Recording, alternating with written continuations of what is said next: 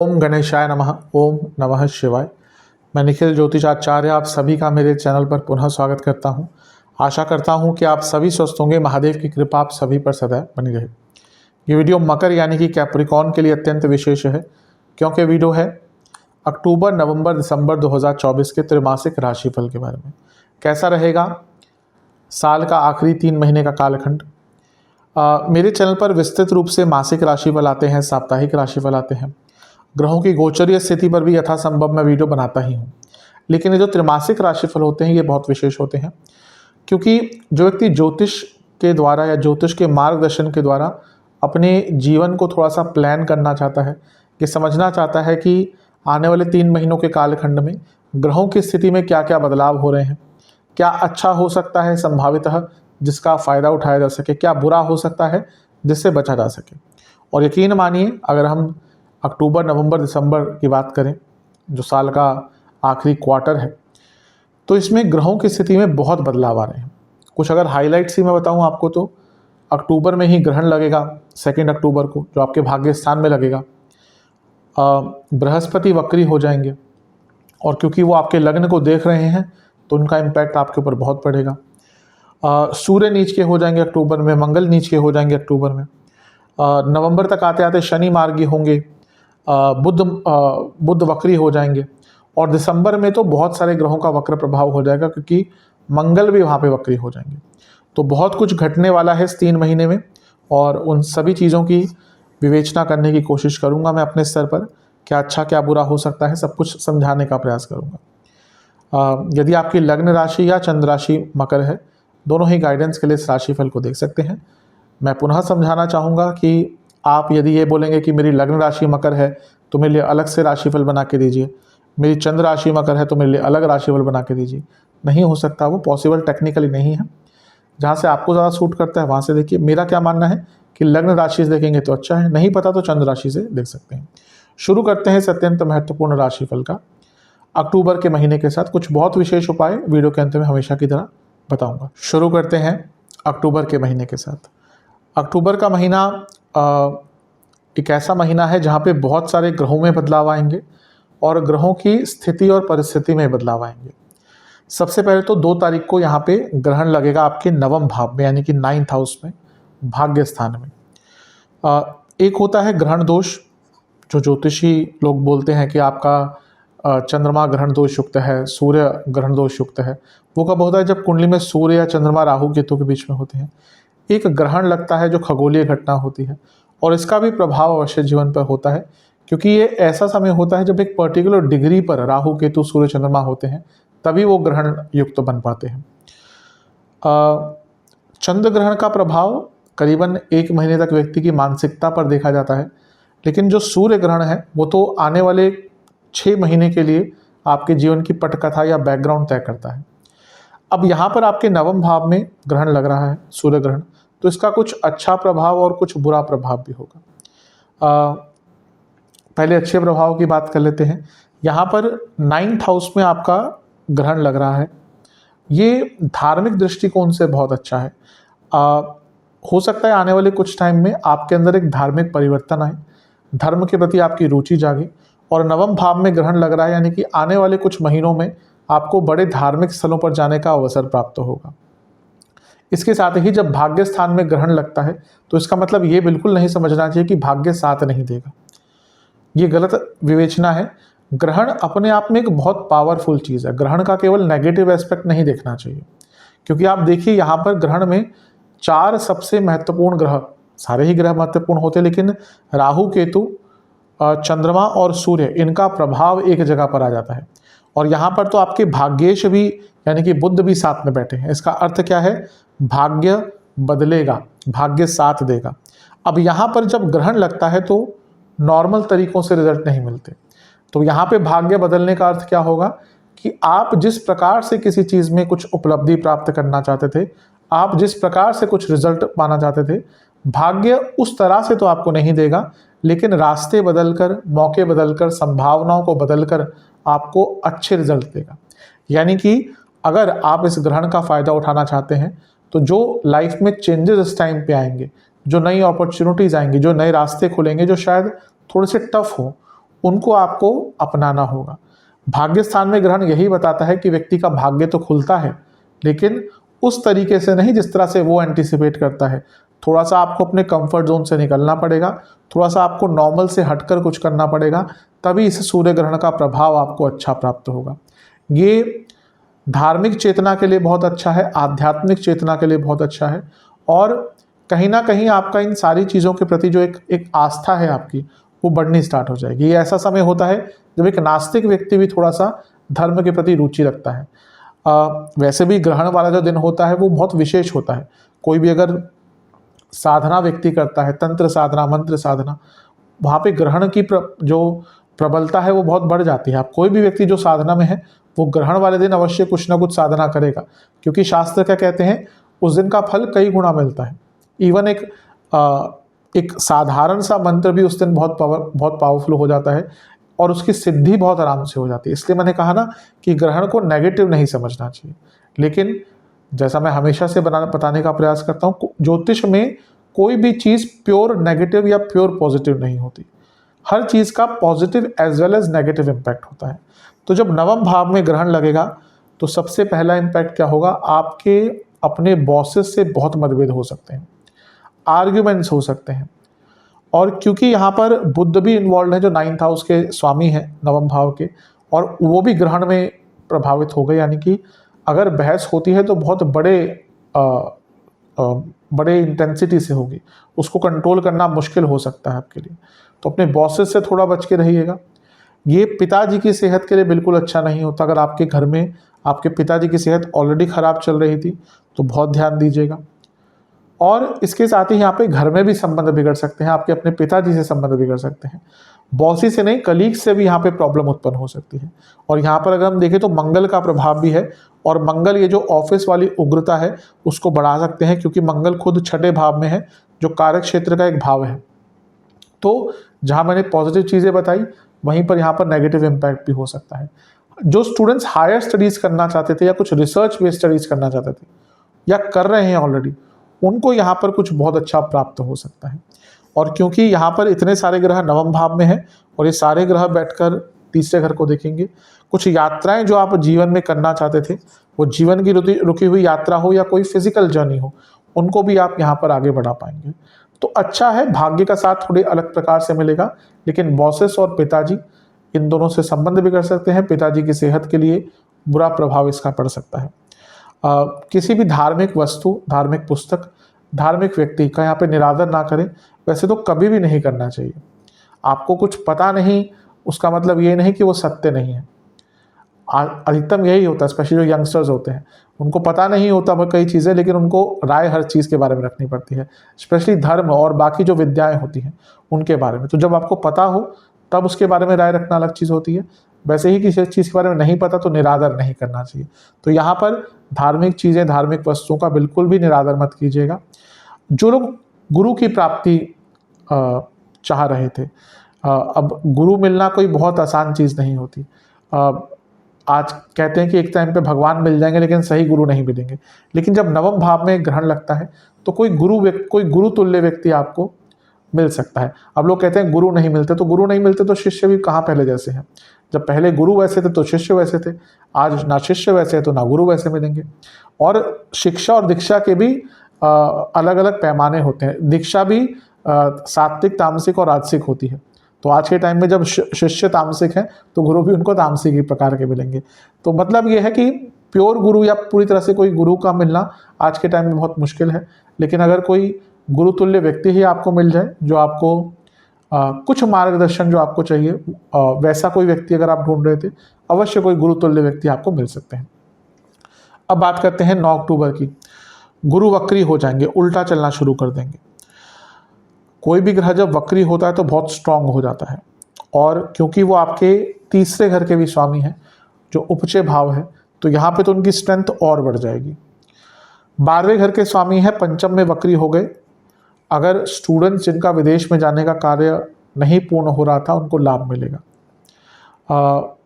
आपके 12वें घर के स्वामी हैं गुरु, और पंचम भाव में बैठे हैं। आपको, अगर आप कोई अपनी इनकम को बढ़ाने का तरीका ढूंढ रहे थे तो थोड़ा अनकन्वेंशनल तरीका आपको पैसा कमाने का आ सकता है। तीसरे घर के स्वामी हैं एफर्ट्स, और पांचवें घर में बैठकर वक्री हो रहे हैं, यानी कि बहुत प्रैक्टिकल आइडियाज आएंगे। हाँ, एक चीज़ होती है, कोई भी ग्रह वक्री होता है तो रिजल्ट धीरे देता है, अपॉर्चुनिटीज़ बहुत क्रिएट करेगा, रिजल्ट धीरे देगा। तो यहाँ पे अपॉर्चुनिटीज तो अवश्य आएंगी लेकिन कार्यों में मंदता आ जाएगी। यहाँ से गुरु क्योंकि लाभ स्थान को भी देख रहे हैं और लग्न को भी देख रहे हैं और भाग्य स्थान को भी देख रहे हैं, यानी कि भाग्य का साथ मिलेगा, लेकिन फिर से वक्री है तो अलग प्रकार से आपको कुछ अलग करना पड़ेगा अगर आप कुछ अलग प्राप्त करना चाहते हैं या फिर जीवन में आगे बढ़ना चाहते हैं। लाभ स्थान को देख रहे हैं वक्री बृहस्पति, यानी कि पैसा तो आएगा लेकिन थोड़ा सा अलग प्रकार से आपको कुछ हटके करना पड़ेगा, में भी कुछ ऐसी चीज़ें करनी पड़े अगर बड़ा पैसा कमाना है जो नॉर्मल नहीं है, नॉर्मल से हटके है। और लग्न पर बृहस्पति की दृष्टि, वो भी वक्री दृष्टि, यानी कि अगर अपने जीवन में कुछ बड़े बदलाव लाने हैं तो मौके तो आपको बहुत मिलेंगे लेकिन कुछ सैक्रिफाइसेस करने पड़ेंगे, कुछ कॉम्प्रोमाइज़ेस करने पड़ेंगे और कुछ लोगों को और कुछ परिस्थितियों को छोड़ना पड़ेगा, तभी आगे बढ़ पाएंगे। वैसे तो ठीक है, मेरा पूरा प्रयास रहेगा गुरु महाराज के वक्री होने पर एक अलग से वीडियो बनाऊं क्योंकि बड़ा टॉपिक है। यहाँ पे ध्यान किसको देना है, जो गर्भवती महिलाएं हैं। गुरु का पंचम भाव में बैठना वैसे ही कारको भावनाशय दोष लगाता है, संतान के योग अवश्य बनाते हैं लेकिन कारको भावनाशय दोष भी लगता है। और यहाँ पर क्योंकि गुरु वक्री हो जाएंगे तो जो महिलाएं गर्भवती हैं उनको ध्यान देना है। दूसरा, स्टूडेंट्स का भाव है तो यहाँ पे वक्री होंगे तो स्टूडेंट्स का थोड़ा सा मन बहकेगा और रिलेशनशिप में भी प्रॉब्लम आ सकती है कि पंचम भाव रिलेशनशिप का प्रमुख स्थान है। तो यहाँ पे जो लोग ऑलरेडी लव रिलेशनशिप में हैं उनको थोड़ी प्रॉब्लम मिल सकती है देखने को। बस अपनी उत्सुकता पर और ओवर एक्साइटमेंट पर कंट्रोल कीजिएगा क्योंकि बृहस्पति तीसरे घर के स्वामी है जो जहाँ से एक्साइटमेंट, ओवर एक्साइटमेंट पनपती है, और पंचम में बैठे हैं जो थॉट प्रोसेस का है। तो अचानक से कुछ मन में आएगा, वो विचार करेंगे, सोचेंगे और आप इम्प्लीमेंट भी कर देंगे क्योंकि लग्न को भी देख रहे हैं। इसीलिए हर चीज़ में ओवर एक्साइटमेंट से आपको अपने आप को दूर रखना है। इसके बाद बुध का गोचर होगा 10 तारीख को, और बुध आपके 10वें घर में आकर विराजमान हो जाएंगे और शुक्र के साथ उनकी 3 दिन की युति होगी। बुध जो है वो आपके भाग्येश हैं, तो जब वो 10वें घर में आएंगे तो कर्म धर्माधिपति योग बनाएंगे, और छठे घर के स्वामी भी हैं जो अर्थ त्रिकोण है। छठे घर के स्वामी का 10वें घर में आना यानी कि कार्य क्षेत्र में स्ट्रेस तो बढ़ेगा, काम बढ़ेगा, लेकिन अच्छा कार्य कर पाएंगे।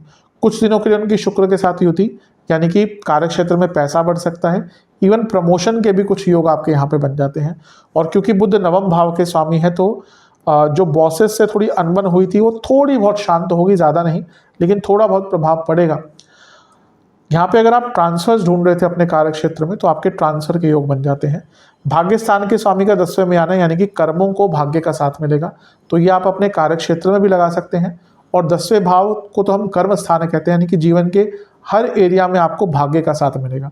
तो कहीं ना कहीं भाग्य इस 3 महीने में आपका बदलेगा और भाग्य का साथ अवश्य प्राप्त होगा, क्योंकि ग्रहण का लगना ही भाग्य स्थान में बता रहा है कि भाग्य तो अवश्य कुछ ना कुछ बदलाव की तरफ लेके जाएगा। बस जैसा मैंने कहा, नॉर्मल तरीकों से नहीं प्राप्त होगा, कुछ हटकर कुछ अलग करना पड़ेगा। बुध यहाँ से क्योंकि चौथे घर को भी देखेंगे और बुध छठे घर के स्वामी हैं, कोई लीगल केस प्रॉपर्टी को लेकर या फैमिली डिस्प्यूट चल रहा था उसको सॉल्व करने के लिए बुध यहाँ पर मदद कर सकते हैं। इसके बाद शुक्र का गोचर होगा और शुक्र वृश्चिक में आ जाएंगे और ये होगा 13 अक्टूबर को, और करीबन 1 महीने के लिए शुक्र यहीं पर रहेंगे। शुक्र का लाभ स्थान में आना अत्यंत विशेष है। एक तो आपके योग कारक है मकर के लिए, तो अपने आप में जब वो लाभ स्थान में आते हैं तो जीवन में लाभ बढ़ते हैं, प्रोग्रेस होती है, जीवन में कई प्रकार की अपॉर्चुनिटीज़ आती हैं और जीवन को एक लय प्राप्त होती है। बहुत अच्छा है। 10वें घर के स्वामी 11वें घर में, कर्मों में सफलता, कार्यों में सफलता, जॉब में सफलता। पंचम के स्वामी लाभ स्थान में और यहाँ से पंचम को अपनी ही राशि को देखेंगे, यानी कि लाभ प्राप्त होंगे, आइडियाज़ आएंगे, करियर में वृद्धि, बिजनेस में वृद्धि, लाभ वृद्धि और कई प्रकार की इच्छाओं की पूर्ति होगी। तो शुक्र का तो 11वें घर में आना बहुत विशेष होता है और शुक्र विवाह के नेचुरल कारक हैं, 11वें घर में आते ही विवाह के योग बना देते हैं। तो यहाँ पर शुक्र का गोचर आपके लिए अति विशेष रहेगा। शनि की दृष्टि भी होगी जो योग कारक, जो शुक्र के लिए शनि लग्न के स्वामी है और शुक्र शनि यानी कि आपके लिए मकर के लिए योग कारक है। तो लग्नेश और योग कारक ग्रह का धन और लाभ में बैठकर संयुक्ति यानी कि योग दृष्टि द्वारा ये साफ बता रहा है कि आपको बड़े धन की प्राप्ति ये शुक्र के गोचर के बाद होगी। तो बहुत अच्छा प्रभाव है। राहु की दृष्टि भी है, यानी कि अचानक से लाभ, हिडन पैसा, विदेश से लाभ, अलग प्रकार से लाभ। तो बहुत अच्छे योग यहाँ पे आपके धन प्राप्ति के बन रहे हैं। शुक्र अपने आप में ही लक्ष्मी है, तो उनका लाभ स्थान में आना बहुत अच्छे रिजल्ट आपको देकर अवश्य जाएगा, इसमें कोई दो राय है ही नहीं। गुरु की दृष्टि भी है और गुरु आपके तीसरे घर के स्वामी हैं और शुक्र जो है लाभ स्थान में बैठे हैं और शुक्र की राशि में गुरु है। ये साफ इंडिकेट कर रहा है कि अपनी मनी प्रॉब्लम्स को सॉल्व करने के लिए अक्टूबर का महीना सबसे अच्छा है। कोई करियर में प्रॉब्लम आ रही है, बिजनेस में फाइनेंशियल प्रॉब्लम आ रही है, सब पूर्ण होगा। यहाँ से शुक्र पंचम को देखेंगे, यानी कि स्टूडेंट्स को भी अत्यंत लाभ मिलने वाले हैं। तो बहुत अच्छा है, बहुत शुभ है, इसका लाभ उठाइएगा। इसके बाद 17 अक्टूबर को एक और गोचर होगा, वो होगा सूर्य का, और सूर्य नीच के हो जाएंगे, आपके 10वें भाव में आकर बैठ जाएंगे। सूर्य का या किसी भी ग्रह का नीच का होना आज के टाइम में पैसों के लिए अच्छा होता है, लेकिन कुछ ना कुछ प्रभाव तो आता है। अब यहाँ पर अच्छा क्या है, अष्टम के स्वामी 10वें में, जो लोग जॉब चेंज करना चाहते थे बहुत अच्छा है। सूर्य दिग्बली है और बुध आदित्य योग बनाकर बैठ जाएंगे, यानी कि कार्य क्षेत्र में थोड़ा कॉन्फिडेंस बढ़ेगा, कार्य पूर्ण हो पाएंगे और बुद्ध के साथ यानी कि बुद्धिमत्ता का उपयोग कर पाएंगे। नेगेटिव क्या होगा, नीच के सूर्य हैं, अष्टमेश हैं, अनिश्चितता, और यहाँ पे नाम खराब हो सकता है। यहाँ पे हो सकता है आपसे कुछ गलती हो जाए, गड़बड़ हो जाए, और नहीं भी तो हो सकता है कुछ लोग जानबूझकर आपके नाम को खराब करने का प्रयास करें। तो अपने पहचान, अपनी नाम, अपनी गुडविल, इस पर बहुत ध्यान दीजिएगा, क्योंकि इस पर बुरा प्रभाव पड़ेगा। और नीच के सूर्य अगर 10वें में, सप्तम में, केंद्र में, लग्न में बैठते हैं तो सरकारी बाधाएं आती हैं। और सबसे इम्पोर्टेंट चीज़ है कि क्योंकि यहाँ से वो चौथे घर को भी देख रहे हैं और चौथे घर पर शनि की भी दृष्टि है, यानी कि घर में कलह कलेश बढ़ेगा, प्रॉपर्टी के डिस्प्यूट्स हो सकते हैं, और अपने यहाँ पे दुश्मन बन जाते हैं। सूर्य का चौथे घर पे प्रभाव, दुश्मन अपने ही निकलते हैं, अपने ही बनते हैं। तो थोड़ा सा केयरफुल रहेगा और अपने नाम और अपनी पहचान को लेकर बहुत केयरफुल रहना है, क्योंकि यहाँ पे उसी पर एक प्रहार करने की कोशिश होगी। लेकिन जॉब चेंज करना चाह रहे थे, बहुत अच्छे योग यहाँ पे आपके बन रहे हैं, बहुत आराम से आपकी जॉब चेंज हो जाएगी। इसके बाद 20 अक्टूबर को होगा मंगल का गोचर, और मंगल भी नीच के हो जाएंगे।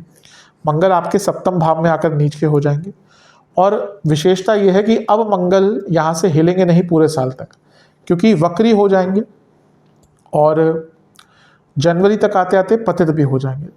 तो बहुत लंबा कालखंड वो मंगल अपने कर्क राशि में निकालेंगे। यहाँ पे नीच के हैं। अब नीच का ग्रह मैं हमेशा कहता हूँ कि हिम्मत देता है, तो यहाँ से बैठकर वो लग्न को देखेंगे, और लग्न क्या है, उनकी उच्च की राशि। नीच के स्थान में बैठकर अपनी उच्च की राशि को देख रहे हैं। ये कोई नीच भंग राजयोग नहीं होता है, लेकिन कोई भी ग्रह अगर अपने उच्च की राशि को देखता है तो उस भाव को स्ट्रॉन्ग करता है। तो मंगल का लग्न को देखना, यानी कि लग्न स्ट्रॉन्ग हो रहा है, आप खुद देखेंगे आपके अंदर ना अलग से एक हिम्मत आ जाएगी। अपनी प्रॉब्लम को सॉल्व करना हो, रिस्क लेना हो, कन्फ्रंटेशन, कंपटीशन, हर चीज़ में आपको ना आपके अंदर एक अलग सा साहस आ जाएगा। ये मंगल का प्रभाव होगा, क्योंकि वो उच्च की राशि को देख रहे हैं, लेकिन मंगल नीच के राशि में बैठे हैं। जहां हम मंगल को हमेशा एसोसिएट करते हैं ना गुस्सा, एग्रेशन, नहीं, ये मंगल के नेगेटिव कैरेक्टरिस्टिक्स हैं। मंगल के पॉजिटिव कैरेक्टरिस्टिक्स क्या होते हैं, marketing skills, problem solver, logical. ये जो गुस्सा आदि हर ग्रह के पॉजिटिव नेगेटिव इम्पैक्ट होते हैं। जैसे बृहस्पति हम ज्ञान कहते हैं ना, लेकिन वही बृहस्पति अगर खराब होते हैं तो ईगो बढ़ाते हैं। आप देख लीजिए, कुंडली उठा के देख लीजिए, इस व्यक्ति के अंदर अहम होगा, उसके लग्न पर बृहस्पति का प्रभाव होगा। वैसे ही जिसका मंगल खराब है उसके अंदर गुस्सा ज़्यादा होगा। तो मंगल अब आपके लग्न को देख रहे हैं जहाँ पे उच्च की राशि लेकिन बैठे नीच के हैं, तो जहाँ मैंने कहा इतने सारे अच्छे प्रभाव मिलेंगे, कंपटीशन आदि, गुस्सा बहुत रहेगा। और मकर वाले यूजुअली अपने भावों को कंट्रोल कर लेते हैं, लेकिन यहाँ पर आपको अपने भावों पर कंट्रोल करने का मौका ज़्यादा नहीं मिलेगा, तो थोड़ा केयरफुल रहेगा। और यहाँ पे मंगल दोष बन गया। अब प्रॉब्लम क्या है, ये मंगल दोष जब बना तो बहुत लंबे टाइम तक बनेगा, तो मैरिड लाइफ पर इसका बहुत बुरा इम्पैक्ट पड़ सकता है। तो थोड़ा सा देखिएगा, क्योंकि सप्तम भाव है बिजनेस का और लाभेश यहाँ पर आ गए, यानी कि बिजनेस में लाभ आपको बहुत प्राप्त होगा। यहाँ से 10वें घर को देखेंगे जो कि सूर्य और बुध को लेकर बैठे हैं, यानी कि कार्य क्षेत्र में कंपटीशन बहुत रहेगा। और यहाँ पर अचानक से आपके प्रमोशन के योग भी बन जाते हैं। ये हो सकता है कि प्रमोशन आपको मिले लेकिन कॉम्प्रोमाइज़ मिल सकती है कि भाई आपको बोला तो कि 15% आपका हाइक कर देंगे, 10 कर देंगे, और बाद में बोला कि अभी तो 5 कर रहे हैं, प्रमोशन का जो पोस्ट है वो भी थोड़ा सा सीमित कर दी, फिर बोलेंगे अभी इसको सीमित कर रहे हैं, बाद में देखेंगे। तो प्रमोशन के योग है लेकिन कॉम्प्रोमाइज़ प्रमोशन हो सकती है, इस चीज़ का ध्यान दीजिएगा। एक और विशेष चीज़ है कि आपका काम त्रिकोण एक्टिवेट है राहु, शुक्र और मंगल द्वारा। ये विवाह का योग बना देता है अचानक से, यानी कि जिसका विवाह नहीं हो रहा था या तो अचानक से विवाह हो जाएगा, या फिर अभी अचानक से विवाह हो जाएगा मतलब कि कोई ऐसी सिचुएशन होगी जहाँ पे करना पड़ेगा अचानक से। अदरवाइज हमारे देश में तो जब विवाह होता है तो 1-1.5 साल का पूरा टेस्ट मैच होता है, तो उसमें चलती है चीज़ें धीरे धीरे करके, लेकिन कभी कभी स्थितियाँ आ जाती हैं कि अचानक से करना पड़ता है। तो एक वो योग बन रहा है। दूसरा, जिनका विवाह हो ही नहीं रहा था, जिन्होंने उम्मीद हार दी थी कि अब मुझे कोई पार्टनर नहीं मिल सकते, उनके लिए यहाँ पे विवाह के योग बन जाते हैं, तो ये भी एक अच्छी चीज़ है। मंगल का लाभ स्थान का स्वामी होकर परस्पर धन स्थान को देखना, और ये लंबे टाइम तक देखेंगे, बहुत उच्च कोटि के धन योग बन रहे हैं, इसका लाभ उठाइएगा। इस महीने में एक और गोचर होगा, वो होगा बुध का, लेकिन वो क्योंकि 29 अक्टूबर को हो रहा है और उसका पूरा इम्पैक्ट आपको नवंबर में देखने को मिलेगा, तो उनकी विवेचना हम नवंबर के महीने में ही करेंगे। अभी हम चलते हैं नवंबर के महीने की तरफ। नवंबर का महीना भी खास है क्योंकि इसमें भी बड़े बदलाव होंगे। सबसे बड़ा बदलाव इस महीने में होगा शनि का मार्गी हो जाना, यानी कि वो सीधा चलना शुरू कर देंगे। जून में वक्री हो गए थे, अब मार्गी हो जाएंगे, आएंगे उन पर। सबसे पहले वहीं से स्टार्ट करते हैं जहाँ पे हमने अंत किया था। अक्टूबर में 29 अक्टूबर को बुध वृश्चिक में प्रवेश कर गए थे, क्योंकि वो एकदम महीने के अंत में था अक्टूबर में, तो नवंबर में जैसा मैंने कहा उसकी विवेचना करूँगा। अब एक चीज़ तो ये है कि वो 11वें घर में आए हैं। दूसरी चीज़ ये है कि अब बुध यहाँ से हिलेंगे नहीं, यानी कि साल के अंत तक बुध यहीं पर रहेंगे। अब आप कहेंगे कि बुध तो बहुत जल्दी राशि बदलते हैं, 2.5 हफ्ते में, 2.25 हफ्ते में। हाँ होता है, लेकिन बुध वक्री हो जाएंगे अक्टूबर के अंत में, नवंबर के अंत में। और बुध एक ऐसे ग्रह हैं जो सबसे ज़्यादा वक्री होते हैं, क्योंकि सूर्य के आसपास ही रहते हैं हमेशा, और उनकी डिग्रीज भी थोड़ी सा अलग है वक्री होने की, तो वो बहुत बार साल में वक्री होते हैं। इस साल की बात करें 2024 की, तो चौथे बार होगा कि वो वक्री होंगे। तो आपके भाग्य स्थान के स्वामी हैं बुध, और आपके लाभ स्थान में आ गए, और बहुत लंबे टाइम तक रहेंगे। वक्री होंगे तो प्रभाव बदलेंगे, बताऊंगा उसके बारे में भी, लेकिन यहाँ पर तो साफ है कि भाग्य और लाभ दोनों ही मिलकर आपको देंगे बहुत सारे अच्छे रिजल्ट। आपका पैसा भी बढ़ेगा, धन की वृद्धि होगी, मौक़ों की वृद्धि होगी, अपॉर्चुनिटीज़ की वृद्धि होगी। यहाँ पे बुध शुक्र के साथ युति बना रहे हैं जो योग कारक हैं, यानी कि पैसा तो बढ़ेगा ही, जीवन में नई संभावनाएं खुलने के बहुत अच्छे योग बन रहे हैं। यहाँ पे कुछ बहुत बड़ा, कुछ बहुत सकारात्मक कर पाएंगे, कुछ ऐसा कर पाएंगे जो आपको लॉन्ग टर्म कुछ अच्छा इफेक्ट देकर जाएगा। बुध छठे घर के स्वामी भी हैं, यानी कि लीगल कार्यों में सफलता, लीगल कार्यों से लाभ, अपने दुश्मन से लाभ प्राप्त करने को भी हम इसी योग को देखते हैं। यानी कि आपको अपने दुश्मन से यहाँ पर लाभ प्राप्त होगा। वो कैसे? आपका कोई कोर्ट केस चल रहा था, सिविल केस चल रहा था, और यहाँ पे उसकी डेट आदि आती है, तो उसमें आपको लाभ प्राप्त हो सकता है अपने दुश्मनों से, क्योंकि ये दुश्मन का भाव है। रुका हुआ पैसा, अटका हुआ पैसा, लीगल कार्य अटक रहे थे, उन सब में आपको कुछ ना कुछ लाभ देखने को मिलेगा। स्टूडेंट्स के कारक हैं बुध, तो उनका 11वें घर में आना, यानी कि स्टूडेंट्स को लाभ मिलेगा। और सबसे इंपॉर्टेंट चीज़ है, यहाँ से दोनों ही मिलकर पंचम को देखेंगे तो स्टूडेंट्स के लिए नए रास्ते खोलेंगे, क्योंकि ये जो योग है ये सप्तम से पंचम में हो रहा है, यानी कि बिजनेस में भी नए नए आइडियाज़ आएंगे और बिजनेस में भी नया नया काम करने का अवसर मिलेगा। बहुत विशेष है। और सबसे इंपॉर्टेंट चीज़ है, योग कारक के साथ हैं और भाग्य स्थान के स्वामी है बुध, तो ये युति तो अपने आप में विशेष होती है। भाग्य इतना प्रबल आपका हो जाएगा कि आपके मुश्किल कार्य जो बहुत टाइम से नहीं बन पा रहे थे या उसमें बहुत दिक्कतें आ रही थी आपको, वो कार्य भी आपके पूर्ण होंगे। और भाग्य स्थान का शुक्र के साथ युति, यानी कि शुक्र क्या है? विवाह के कारक, और बुध क्या है? भाग्येश। तो आपका विवाह का योग और भी बली हो जाएगा, जैसे मैंने शुक्र की बात करी थी 11वें घर में आके, और आपके पति या पत्नी को भी यहाँ पर बहुत लाभ प्राप्त होगा। तो एक प्रकार से ये जो योग है शुक्र का बुध के साथ, और बुध का 11वें घर में आना अपने आप में बहुत विशेष है। ये उपचय स्थान है, ये भी उपचय स्थान है, तो उपचय भाव का स्वामी जब भी उपचय स्थान में आता है तो जीवन को एक गति प्रदान करता है। तो बुध का गोचर तो बहुत विशेष है। राहु का प्रभाव है भाग्येश पर और योग कारक पर। विदेशी कार्य, विदेश संबंधित कार्य पूर्ण होंगे। और राहु क्या करते हैं ना, राहु आपको जीवन को एक्सपेंड करने का मौका देते हैं। और यहाँ पर 11वें भाव में जो खुद एक्सपेंशन का भाव है, इतने सारे ग्रह हैं, 2 ग्रह हैं, उनका प्रभाव बहुत है। गुरु का प्रभाव है, राहु का प्रभाव है, यानी कि जीवन को एक बड़े स्तर पर, अच्छे स्तर पर लेके जाने का मौका प्राप्त होगा। तो बहुत अच्छा है। करियर, बिजनेस, धन, हर चीज़ में अच्छा रिजल्ट मिलेगा। 9 तारीख को शुक्र का गोचर हो जाएगा और शुक्र अपने सबसे प्रिय स्थान में आकर बैठ जाएंगे, यानी कि 12वें भाव में। यहाँ पे शुक्र एक एक्सेप्शन है, एकमात्र ग्रह है जो 12वें घर में अनकंडीशनली अच्छा प्रभाव देते हैं। 10वें घर के स्वामी 12वें भाव में आ गए, यानी कि आपको लाभ प्राप्त होगा विदेश से। अगर आप जॉब चेंज करने का प्रयास कर रहे थे या विदेश में जॉब ढूंढ रहे थे, बहुत अच्छा योग यहाँ पर आपके लिए बन जाता है। योग कारक हैं शुक्र आपके, यानी कि जिस भाव में जा रहे हैं उसके कार्य पूर्ण करेंगे, यानी कि विदेश संबंधित कार्यों में पूर्णता आएगी। वीज़ा अटक रहा था, इमिग्रेशन का कार्य अटक रहा था, स्टूडेंट्स विदेश जाना चाह रहे थे, कुछ रिजल्ट नहीं आ रहा था, अवश्य लाभ मिलेगा। 12वें घर के शुक्र हिडन इनकम को बढ़ाते हैं, आपके ऐसे सोर्सेस आपको खोल के देते हैं जो पैसा तो बहुत देंगे शायद, लेकिन उसमें थोड़ा रिस्क इन्वॉल्व होगा, थोड़ा सा नॉर्मल से हट के होंगे, अनमॉरल हो सकते हैं, तो वहाँ पे आपको लाभ प्राप्त होगा। और क्योंकि वो आपके पंचमेश हैं, इसलिए स्टूडेंट्स जो ऑलरेडी विदेश में हैं उनको बहुत लाभ प्राप्त हो सकता है। और 12वां भाव आपके अध्यात्म का भी होता है, मंदिरों का भी होता है, तीर्थ का भी होता है, तो आपको अध्यात्म के बारे में जानने का भी बहुत मौका मिलेगा। ध्यान बस ये देना है, गुरु वक्री पंचम में है और पंचम के स्वामी अपने से अष्टम में है। यहाँ पे आपके अपने संतान से संबंध बिगड़ सकते हैं और आपके संतान को थोड़ा सा इंजरी आदि भी हो सकती है या चोट लग सकती है, तबीयत खराब हो सकती है, और पुनः गर्भवती महिलाओं के लिए थोड़ा सा कष्टकारी ये प्रभाव रहेगा। यहाँ से शुक्र का 6ठे घर को देखना, बीइंग योग कारक ग्रह, आपके लीगल कार्यों में सफलता दिलाएगा और आपको अपने शत्रुओं पर, दुश्मनों पर हावी करेगा, ये भी बहुत अच्छा। और ऑफिस पॉलिटिक्स को भी हैंडल करने के लिए शुक्र का प्रभाव बहुत अच्छा रहेगा। इसके बाद 15 नवंबर को बहुत विशेष चीज़ होगी, वो होगा शनि का मार्गी हो जाना। शनि सीधा चलना शुरू कर देंगे।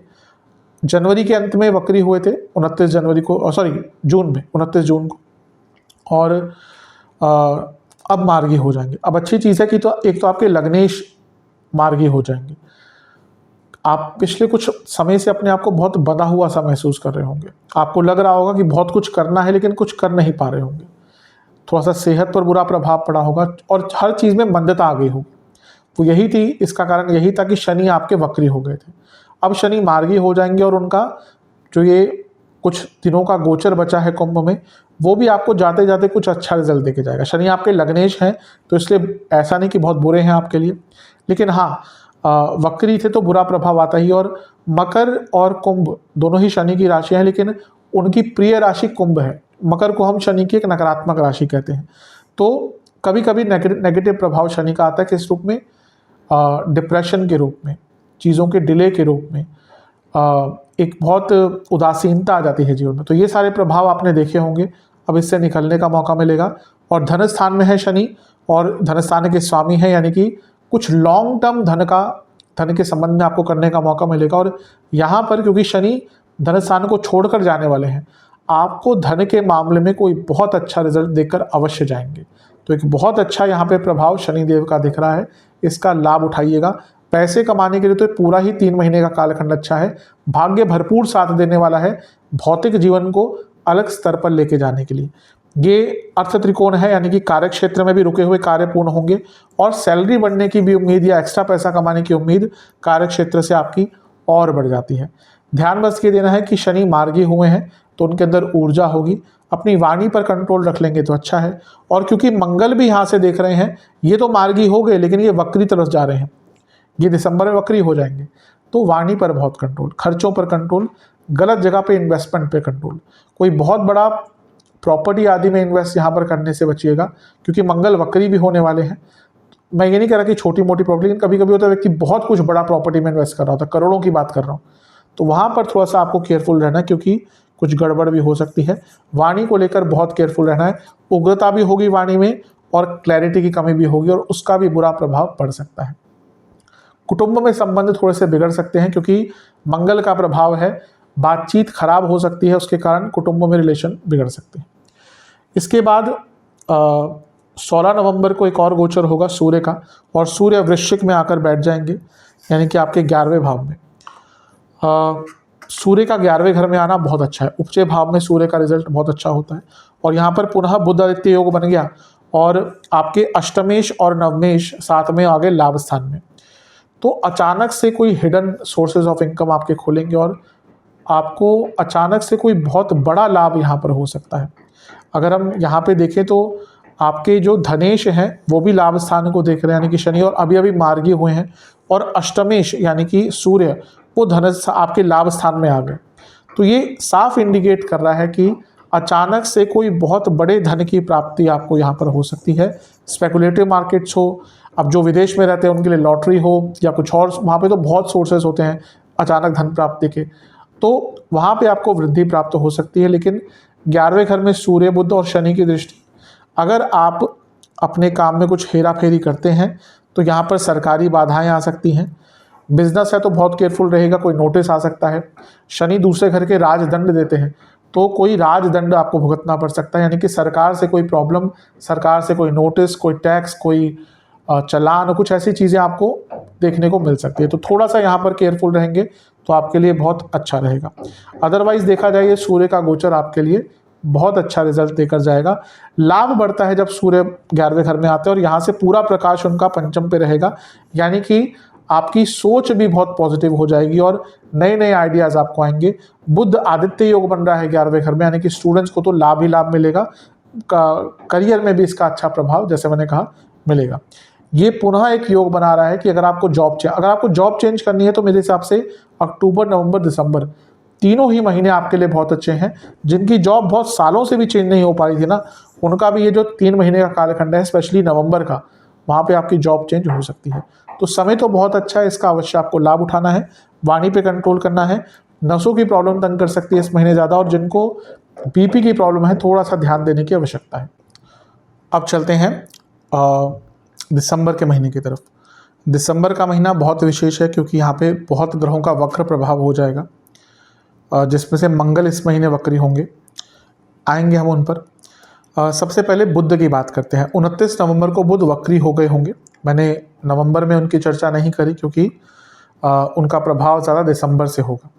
तो नवंबर में बुध वक्री हो गए और पूरा दिसंबर वक्री होकर 11वें घर में ही रहेंगे। कोई भी ग्रह जब वक्री होता है तो बहुत स्ट्रांग हो जाता है। आपके भाग्य स्थान के स्वामी यानी कि बुध वक्री हो गए और लाभ स्थान में बैठे, यानी कि भाग्य और बली हो गया। आपको लाभ कमाने की अपॉर्चुनिटीज और तीव्र गति से मिलेंगी। यहाँ पर वो सूर्य के साथ बैठे हैं करीबन 15-16 दिन के लिए, यानी कि अचानक से ऐसे मौके आएंगे जिनके बारे में आपने सोचा भी नहीं था, यानी कि unexpected sources of income, unexpected जगहों से लाभ, अनएक्सपेक्टेड आपकी संभावनाएं, पॉसिबिलिटीज़ खुलेंगी। बहुत अच्छा है।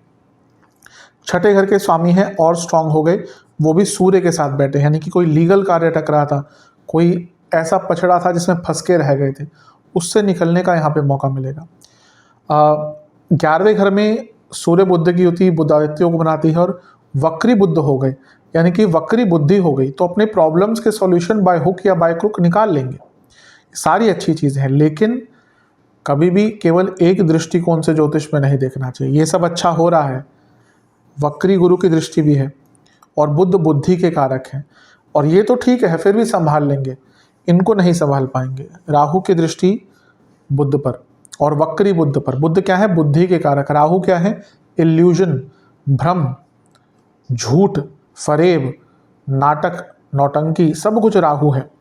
तो राहु क्या है ना, आपको उस डायरेक्शन में लेके जाएगा जहाँ पे आपको पता है कॉन्शियसली या कहिए अनकॉन्शियसली, सबकॉन्शियसली कि मुझे यहाँ पे प्रॉब्लम होगी, लेकिन राहु क्या इल्यूजन क्रिएट करेगा? नहीं, ये करो, इससे आपको लाभ होगा। तो क्योंकि वक्री बुद्ध है, और बुद्ध का प्रभाव क्या होता है अगर वक्री होते हैं तो वक्र बुद्धि हो जाती है। यहाँ पे पैसा वैसा सब मिलेगा आपको, लेकिन राहु क्या बोलेंगे? नहीं, और चाहिए, और चाहिए, और चाहिए, और वो और चीज़ प्राप्त करने के चक्कर में, ज़्यादा प्राप्त करने के चक्कर में अपना ही नुकसान करा बैठेंगे। तो यहाँ पर आपको अपनी सीमा पता होनी चाहिए। ज़्यादा लालच में मत पड़िएगा, किसी की बातों में मत आइएगा, किसी को देखकर कोई निर्णय मत लीजिएगा। ये सब राहु का ही है। उसके पास तो इतना है, मेरे पास क्यों नहीं है? मैं भी ऐसा ही करता हूँ तो मेरे पास भी उतना होगा। ये सब राहु का प्रभाव होता है। राहु क्या बोलेंगे आपको कि रातों रात अमीर बनना है, और जब रातों रात हर कोई व्यक्ति अमीर नहीं बन सकता, हाँ कुछ की होती है कुंडली, वहाँ पे भी राहु का प्रभाव होता है, लेकिन यहाँ पर राहु ऐसा प्रभाव नहीं देंगे। तो थोड़ा सा अपने आप को सीमित रखिएगा, ज़्यादा लालच में मत पड़िएगा, इल्यूजन बहुत रहेगा, बहुत भ्रमित रहेंगे, क्योंकि बुध जैसा मैंने कहा बुद्धि के कारक हैं। और यहाँ पर अगर हम देखें तो गुरु भी जो वक्री होकर बैठे हैं, तो गुरु क्या है, विजडम है, तो दोनों का ही प्रभाव है एक दूसरे पर, तो कई गलत निर्णय लेने की संभावनाएं बन जाती हैं। इसलिए आपको बुध के वक्री होने पर लालच, मोह, माया, इनसे बचना है। खैर बहुत मुश्किल होता है इनसे बचना, कोई भी नहीं बच पाता क्योंकि कलयुग है। बड़े बड़े लोग बोलते हैं, कथावाचकों को सुन लीजिए कि हाँ मोह माया से बचना है, सब कुछ करना है, वो खुद भी नहीं बच पाते। टू बी ऑनेस्ट यही है। बस कोशिश आपको करना है, क्योंकि हम ज्योतिष के माध्यम से गाइडेंस प्राप्त कर रहे हैं। जहाँ पे भी लगे एक सबकॉन्शियस माइंड में कि हाँ अब कुछ गड़बड़ हो सकती है, अब बस यहाँ पे रुक जाना है, वहाँ पे रुक जाइएगा, क्योंकि हमारा मन, हमारा कॉन्शियसनेस कहीं ना कहीं हमें बताता है कि हाँ कुछ गड़बड़ होने वाली है, लेकिन हम अपनी इंट्यूशन पर ज़्यादा भरोसा नहीं कर पाते उस टाइम पे। तो ज्योतिष का तो लाभ ही ये होता है कि एटलीस्ट आपको एक इंडिकेशन हम पहले ही दे रहे हैं कि हाँ यहाँ पर लालच के कारण कहीं पर फंस सकते हैं। तो थोड़ा सा यहाँ पे देखिएगा, सूर्य के साथ वक्री हो गए। कोई अगर आपका लीगल केस चल रहा था, स्पेशली अगर आपने कहीं पे घपला किया हुआ था, आपने फॉर्जरी करी हुई है, टैक्स बचाया हुआ है और गलत तरीके से, या कुछ और इलीगल किया हुआ है, तो यहाँ पे फंसने की पूरी उम्मीद बन जाती है। थोड़ा सा केयरफुल रहिएगा। 2 दिसंबर को शुक्र का गोचर हो जाएगा, शुक्र लग्न भाव में आ गए, बहुत अच्छा योग कारक है। शुक्र है सबसे बड़ी बात अपने आप में, लक्ष्मी के कारक है, तो उनका लग्न भाव में आना धन, संपदा, संपत्ति, सब कुछ बहुत अच्छा दिलाएंगे। पैसा बढ़ेगा, आपके कार्य बहुत सारे पूर्ण होंगे, घर में संपन्नता आएगी। आपके दशमेश हैं यहाँ पे आ गए और सप्तम को देखेंगे, यानी कि प्रमोशन के योग बन गए। और पंचमेश हैं 10वें से अष्टम, जॉब चेंज के फिर से आपके योग बन रहे हैं, और स्टूडेंट्स के लिए अति विशेष रहेगा। और ये अपने आप में पूर्ण लक्ष्मी योग बन रहा है, क्योंकि लक्ष्मी के कारक हैं शुक्र, और शुक्र पंचमेश भी है, लक्ष्मी स्थान है, तो पूर्ण लक्ष्मी योग इसको कहते हैं। और लग्न में योग कारक ग्रह का आना, यानी कि आपके कार्यों को व्यवस्था मिलेगी, व्यवस्थित होंगे, एक संपन्नता मिलेगी और एक गति प्रदान होगी, बहुत अच्छा। और ये शुक्र का लग्न भाव में आना अपने आप में विवाह के योग भी बनाता है। वाहन आदि खरीदना चाहते, घर आदि खरीदना चाह रहे थे, उसके लिए भी समय अच्छा है, लेकिन क्योंकि अभी मंगल वक्री होने वाले हैं, तो मैं उस टाइम पे सजेस्ट करता हूँ लोगों को कि वाहन आदि ना लें। तो अगर घर खरीदना ही है या वाहन खरीदना ही है, चाहे तो 7 तारीख से पहले बुकिंग वगैरह करा दें, या उससे पहले ही ले आएँ। अब जब मंगल वक्री पे आएंगे तो मैं उसका डिस्कशन करूंगा, लेकिन यहाँ पर कई चीज़ों की प्राप्ति आपकी हो सकती है, और विवाह के अति उत्तम योग बन रहे हैं। लेकिन शुक्र विवाह के कारक हैं, वैवाहिक जीवन के कारक हैं, और मंगल देख रहे हैं, और मंगल दोष बनाकर देख रहे हैं, यानी कि वैवाहिक जीवन में झगड़े होंगे। और मंगल शुक्र का आमना सामना, उसमें से मंगल वक्री होने वाले हैं, यानी कि आपके पति या पत्नी के लिए इंजरी के योग, तबीयत खराब, और आपके लिए भी छोटे मोटे एक्सीडेंट के योग ये बना देते हैं, तो थोड़ा सा केयरफुल रहिएगा। इसके बाद क्या होगा, 7 दिसंबर को मंगल वक्री हो जाएंगे। शास्त्र क्या कहते हैं कि अगर कोई ग्रह नीच का वक्री हो जाता है, अगर कोई ग्रह नीच अवस्था में वक्री हो जाता है, तो वो उच्च ग्रह से भी बली और शुभ हो जाता है। तो ये कई जगहों पे मैंने खुद सत्य पाया है। बृहस्पति कई मैंने कुंडलियों में देखे हैं 4थे भाव में है, लेकिन वक्री है। ऐसे लोग बहुत पैसा कमाते हैं, लेकिन वो अपनी प्रॉपर्टी नहीं बना पाते, तो वो क्योंकि वो उच्च के हैं लेकिन वक्री हो गए, तो वो प्रभाव कम हो जाता है। लेकिन नीच का ग्रह वक्री होता है तो और स्ट्रांग हो जाता है। तो यहाँ पर सप्तम में मंगल का वक्री होना और आपके लग्न भाव को देखना, यानी कि और स्ट्रेंथ आपको मिल गई, क्योंकि उच्च की राशि है। आपके अंदर ना एक बहुत ही अलग सा जज्बा आ जाएगा मंगल के वक्री होने पर। आपका कॉन्फिडेंस तो अलग ही लेवल पर होगा। आप देखेंगे आपकी कई प्रॉब्लम सॉल्व आप खुद ही कर लेंगे।